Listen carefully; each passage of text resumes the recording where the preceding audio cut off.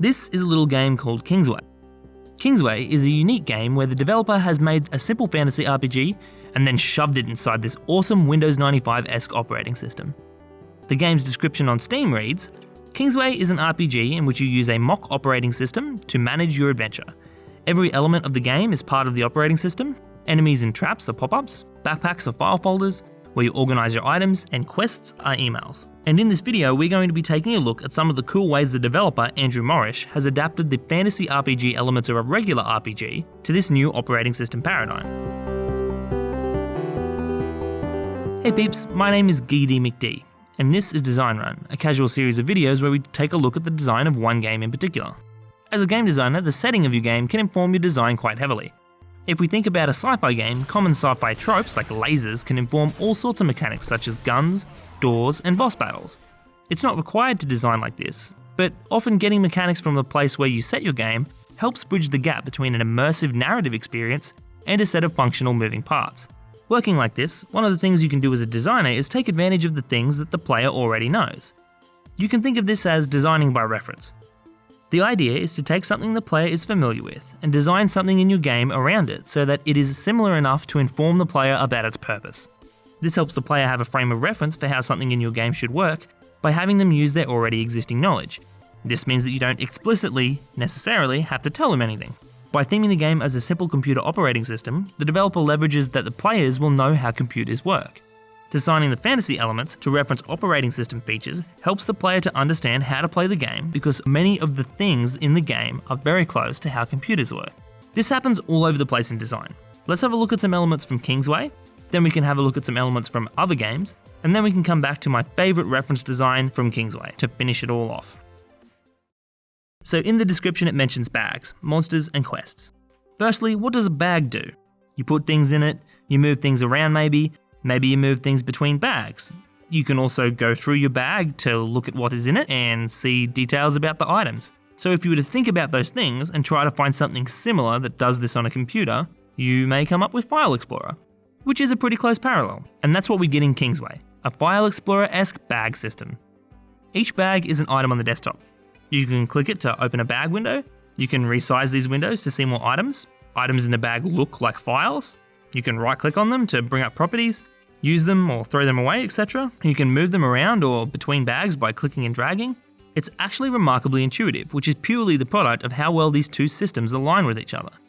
Quests were also mentioned. Following the same line of reasoning, what do we do in a fantasy game normally?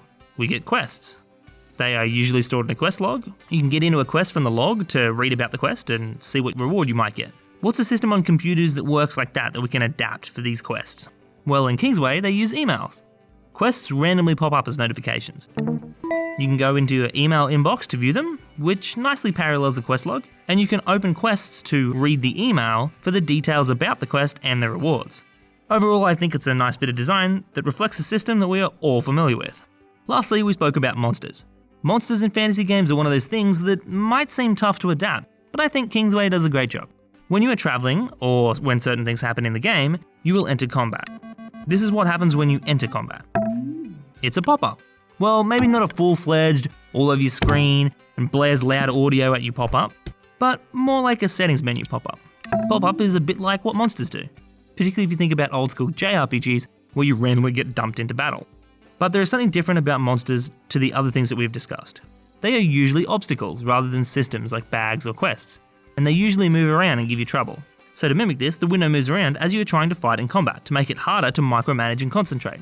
It's not overly challenging, but the difficulty can get ramped up when you come across something that spawns other monsters, and suddenly there are a bunch of windows floating around, and you are trying to jump between a bunch of different windows, and some windows are getting behind other windows, and you misclick on one, and this brings focus to that window, hiding all of the enemies. It's just like using a real computer in 2018 with only one monitor.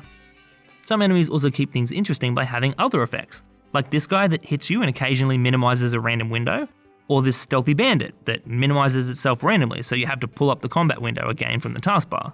And so after going through a couple of these systems, you can see how the developer has done a great job of thinking about the key features of the game and designing those features into the operating system by referencing similar systems from computers. Minimizing windows is literally a mechanic. But as I said, this is used in a lot of places and it's rarely so upfront.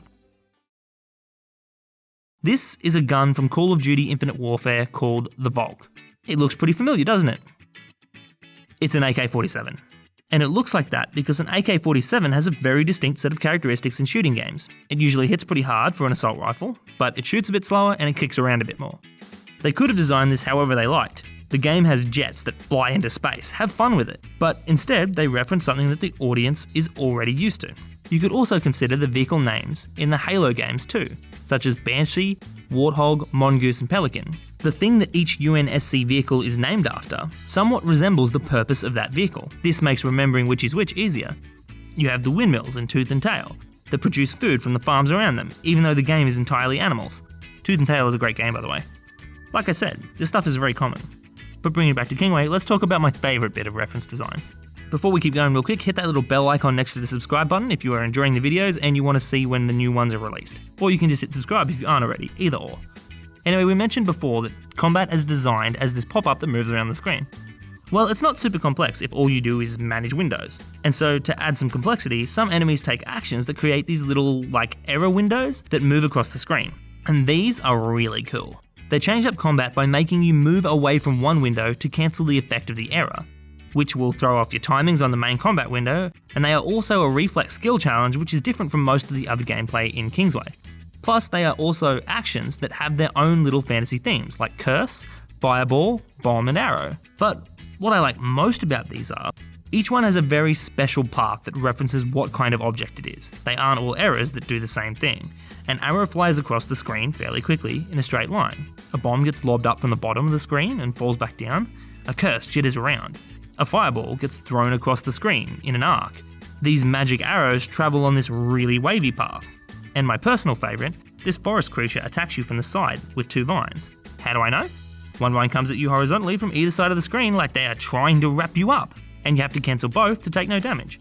And the reason I like this so much is it is a great combination of both the fantasy setting and the operating system interface. By making these errors follow these paths, you have a representation that fits both the interface, but also retains much of its character from its original fantasy setting. And this is what I was talking about right back at the start when I said getting mechanics from your setting helps combine the narrative of the setting with the mechanics of the game to up the immersion. Because things act similar to how they do in a fantasy game, you feel like you are playing a fantasy game. And as you play the game, you discover more little quirks of the mechanics that are informed by their fantasy origins, and it really ties together the game as a fantasy work. That's why these little error messages are my favourite mechanic. And now that we have looked at a bunch of examples of mechanics informed by things we already know a little bit about, you might be able to take this and rework or add some mechanics to your own game, informed by things the audience will know.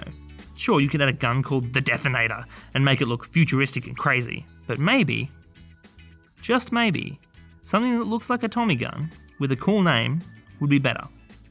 It just depends. Subscribe and thanks for watching.